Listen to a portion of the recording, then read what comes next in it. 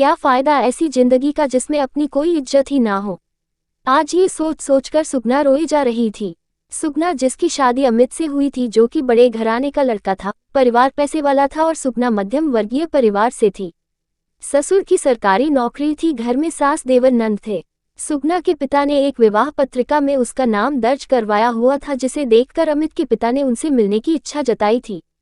सुगना पढ़ी लिखी थी और मुंबई जैसे शहर में नौकरी करती थी, जबकि अमित के पिता राधे मोहन इटावा जैसे जिले में नौकरी करते थे। अमित के बारे में उसके पिता ने बताया था कि उसने ITI किया हुआ है, वो भी मैकेनिकल में, और अपना खुद का काम करता है। सगुना के पिता ने जब जांच पड़ताल करवाई तो उन्हें सब ठीक लगा।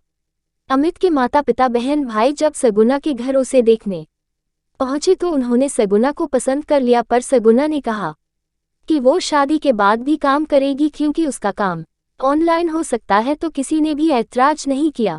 सगुना की शादी हो गई और वो इटावा जैसे छोटे कस्बे में आ गई। हालांकि सगुना की मां ने कहा भी था कि मुंबई जैसे बड़े शहर में रहने वाली सगुना इटावा में कैसे रह पाएगी, परंतु सगुना के पिता ने बात को वहीं दबा दिया।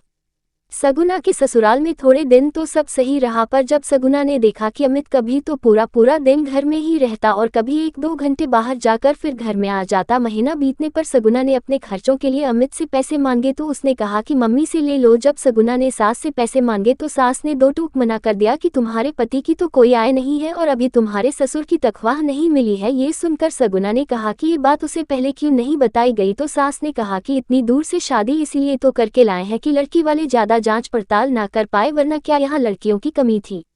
ये सुनकर सगुना को बहुत बड़ा धक्का लगा। सगुना ने अपना ऑनलाइन काम करना शुरू किया, तब उसकी सास और नंद को खलबली मचने लगी, जबकि सगुना घर का पूरा काम निपटा कर ही अपना काम करने बैठती थी। धीरे धीरे सास नंद ने अमित के कान भरने शुरू कर दिए कि पता नहीं फोन पर किससे बात करती है, कमरा बंद कर लेती है, हंसने की आवाजें आती रहती है। अमित और सगुना के बीच अनबन शुरू हो गई। सगुना ने अपने मायके में बताना उचित नहीं समझा।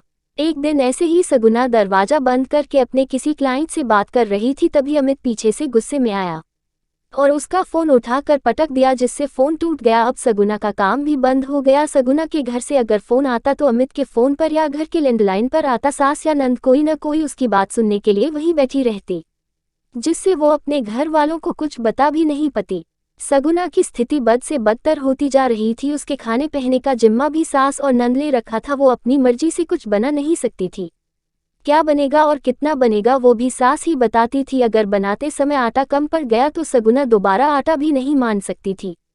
एक रात सगुना अपने घर से भागकर पुलिस थाने चली गई और अपनी स्थिति से अवगत करवाया। वहां थाना इंचार्ज ने उसके पिता से बात करवाई।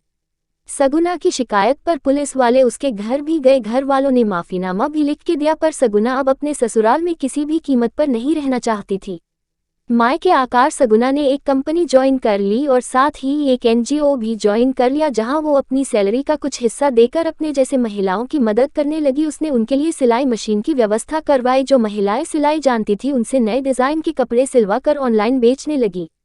आज सगुना का एक कदम उसकी आत्मनिर्भरता के साथ साथ कई महिलाओं को भी उनकी आत्मनिर्भरता की तरफ बढ़ा रहा है।